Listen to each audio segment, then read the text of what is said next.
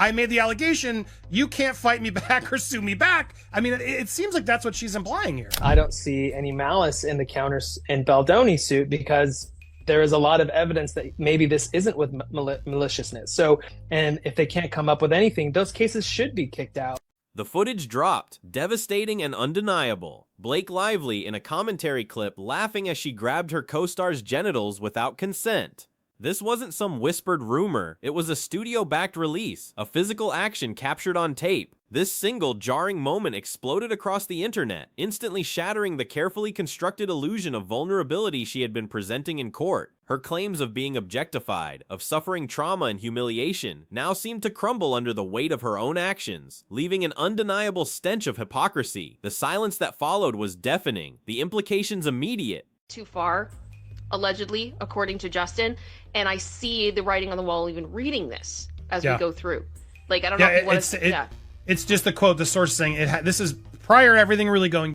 This egregious act wasn't just an isolated incident. It became the ultimate undoing of Blake's meticulously crafted legal narrative. She had filed an official lawsuit accusing Justin Baldoni and his team of a coordinated campaign to destroy her career and mental health. Her legal filings painted a picture of deep psychological suffering, so severe it reportedly left her avoiding public appearances and struggling with daily tasks. But this resurfaced clip presented a stark, undeniable contrast, directly undermining every assertion of fragility she had made. The public watched, aghast, as the two conflicting realities clashed.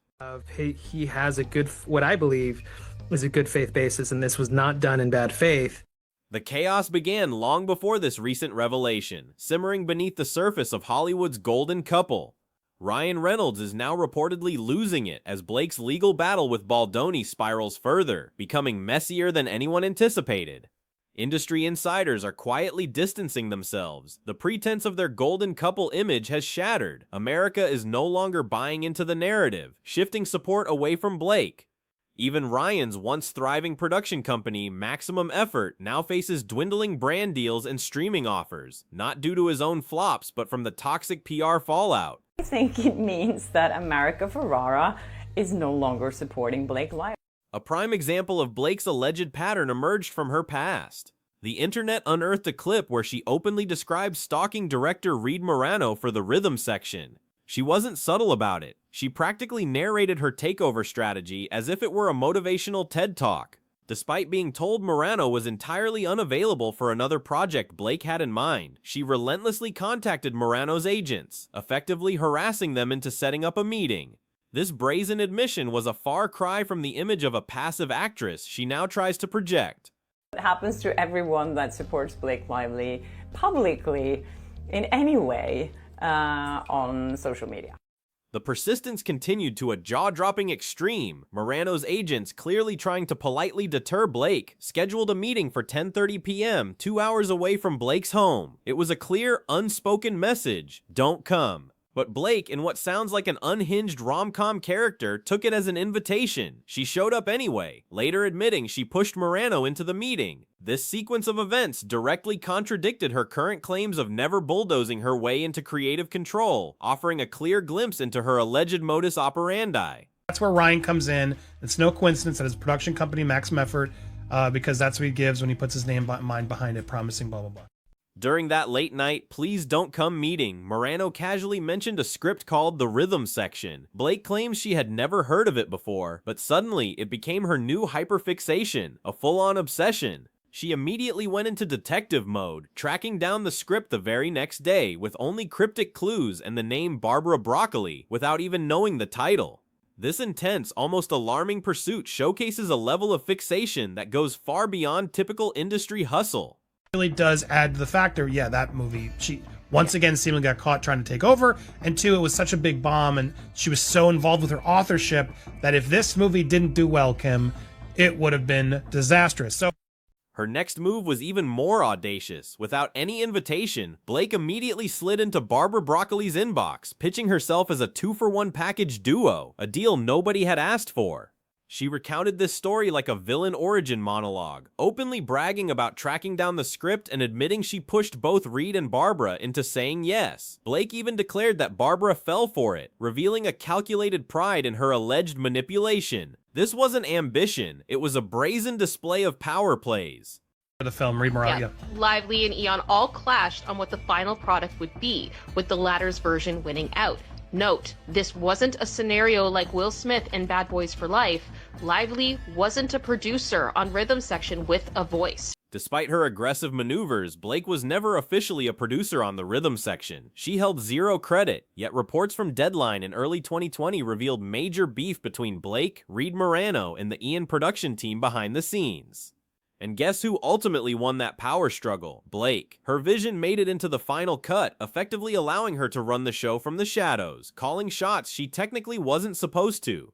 This uncredited control became a disturbing precedent for future projects. But not really. And I was actually trying to get her to do another film of mine, and they told me that she was entirely unavailable, that it's not worth it. I called her agents and I said, please just like take a meeting with me. And they said, okay, she can meet tonight at 10:30 p.m. And they knew I lived 2 hours away from where it was. So they just gave me. They scheduled. This pattern of uncredited control and alleged takeover began to feel like deja vu in the most embarrassing way possible with It Ends With Us. Justin Baldoni had been developing this project for years, pouring his heart into it. The story, dealing with domestic violence, was deeply personal to him, a cause he long supported. He secured the rights and built the foundation. Then, Blake entered the picture as the lead, and predictably, things began to shift drastically, disrupting Baldoni's long-held vision. Little flipping comment, I can tell she must have bitched them. Guys, I'm 2 hours away. Once Blake landed the lead role in It Ends With Us, she reportedly didn't stick to acting. According to multiple sources, including Andy Sr., she allegedly demanded creative control, directional input, and authorship, the whole buffet. She challenged major parts of the story, reworked emotional scenes, and tried to mold the script around her own vision of the character.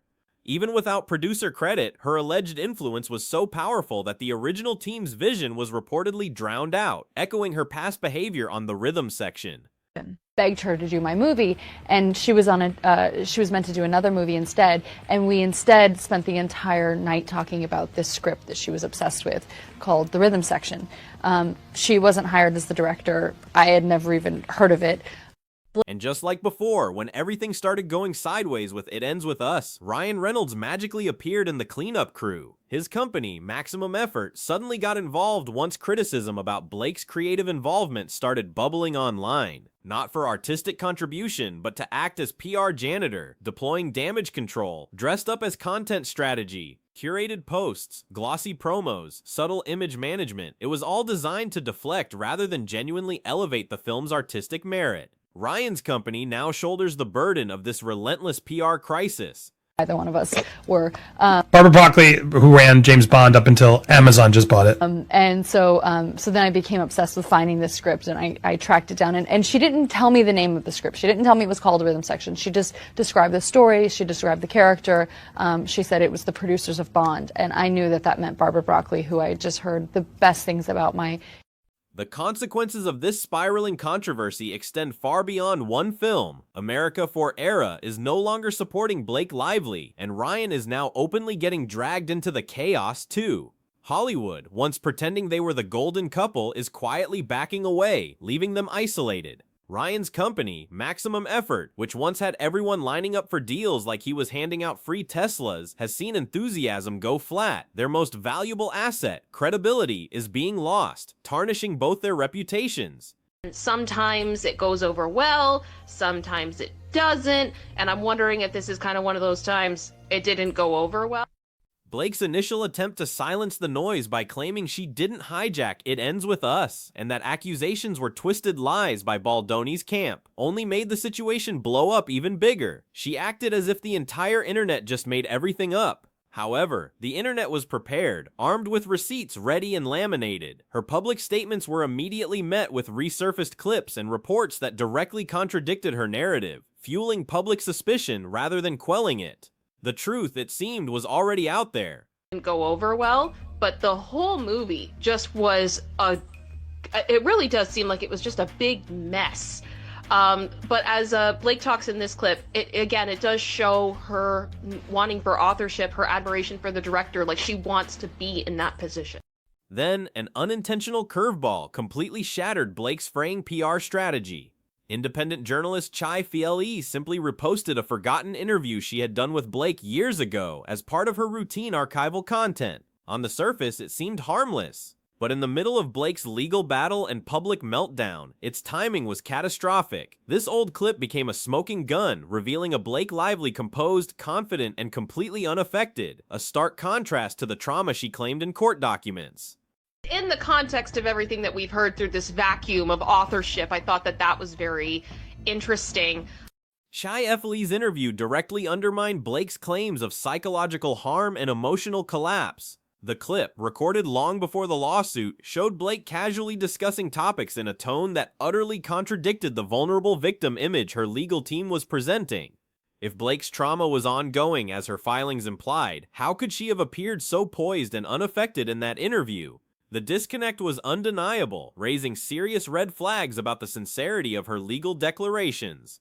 Yeah, good luck with that. Like, listen, I know you're doing another movie, and I'm supposed to be doing another movie.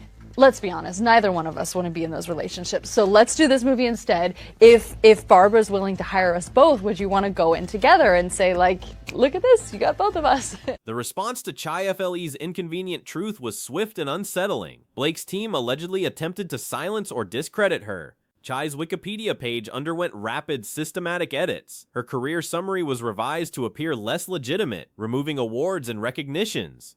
Meanwhile, a People article was subtly added, reframing a past interaction to imply Chai had acted unprofessionally during an interview with Blake. This wasn't random trolling, it was a coordinated PR operation designed to chip away at her credibility. I think it does really factor into what happened with It Ends With Us. Because as you pulled up that other article there, Eddie, with In Touch, I believe, that there was so much riding on this for her to be her comeback. And as you read through the article, again, you get these very strong assertions of her ownership. Blake's legal team had claimed a malicious PR campaign orchestrated by Justin Baldoni, and they diligently searched for any connection between Chai Fle and Baldoni's camp. Thousands of text messages turned over in discovery for a New York Times piece were scrutinized, yet revealed nothing linking Chai to Baldoni, Melissa Nathan, or Jennifer Abel. Chai was a neutral journalist, unconnected to any party in Blake's lawsuit. This fact further discredited the narrative that Chai's video was part of Baldoni's alleged retaliation. She went too far, allegedly, according to Justin, and I see the writing on the wall even reading this as we go through. Chai was not the only independent voice allegedly targeted. Fellow creator Donna, who had also been neutrally reporting on the Lively Baldoni drama, noticed a similar pattern. Her Instagram reels were mysteriously muted mid-play without explanation. Her followers reported videos not appearing in feeds, views dropping, and engagement plummeting. Algorithms appeared to be selectively suppressing content, specifically from creators covering the Blake Lively controversy, hinting at a broader systemic effort to control the narrative. Yes, I would love to make this movie with you. So she met Barbara that weekend, I met Barbara that weekend, and we just sort of like, you know, begged her to hire us both as a, you know, she didn't have anybody attached to the movie, and now she would have two, like lucky her. And she fell for it, which is incredible. This sophisticated form of digital warfare mirrored unsettling patterns observed in other high-profile celebrity disputes. Critics of Amber Heard saw their Wikipedia pages edited, videos throttled, and content demonetized during the Johnny Depp trial. Similar behavior emerged during the Meghan Markle backlash, with algorithms seemingly shifting to suppress unfavorable content. In both cases, supporters of powerful public figures appeared to weaponize social platforms to mute independent voices, creating a disturbing precedent for online discourse. She says things, and it's like, I don't think she understands the way she sounds when she says them. I respect people who are ambitious. I respect people who go out and try to make their dreams come true and things like that. Like, I totally get it. But there's just something about this that just is off. Ironically, the attempts to bury Chai Fle and Donna backfired spectacularly. Instead of discrediting them, these actions elevated their status as credible voices. Viewers started looking into Chai's past work, journalists began connecting the dots, and public suspicion deepened. Blake's PR move, intended to clean things up, only reinforced the perception that she was desperately trying to rewrite reality and silence inconvenient truths to save face. The efforts to control the story ultimately exposed more than they concealed. The disastrous results where people finally learned who Blake Lively really was. Go ahead. 100%. I was going to say, just this paragraph you got right up right there, but this project is also very personal to Blake, and she's been the driving force behind it. It's about things that are important to her and define her family life. The idea that love can triumph over adversity is a big deal to Blake, and this movie is going to be a celebration of it, the insider explained. The hypocrisy at the heart of Blake Lively's legal claims reached its peak. She filed official accusations stating she was the target of a coordinated retaliation campaign, claiming Baldoni and his circle conspired to destroy her.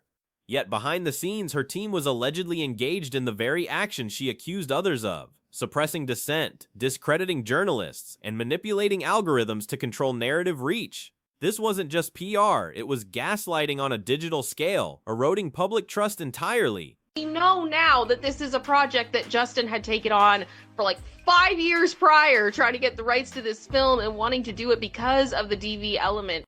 At this point, Blake's carefully crafted persona is unraveling, not by her critics, but by her own content and actions. The declarations of trauma, harassment, and emotional collapse in court are severely undermined by resurfaced interviews and undeniable footage. The curated campaign to position her as a victim of cruelty and manipulation has collapsed under the weight of transparent inconsistencies. There is no walking this back, as every step she takes seems to dig her deeper into this public relations quagmire. And more annoying than usual, couldn't deal with the director because she knew, I could do this so much better. I need to take over this. This isn't what it is. This isn't what it is. Stop being weird and huggy. Oh my God, I don't have time for hug. Whatever the nonsense that was. She was so stuck she couldn't see she had a hit. The truth, it appears, is finally catching up. What began as a private legal matter has escalated into a public performance, increasingly defined by its glaring contradictions. The relentless pursuit of authorship and alleged behind-the-scenes manipulations have not only damaged her credibility, but also dragged her husband's successful brand into the chaos.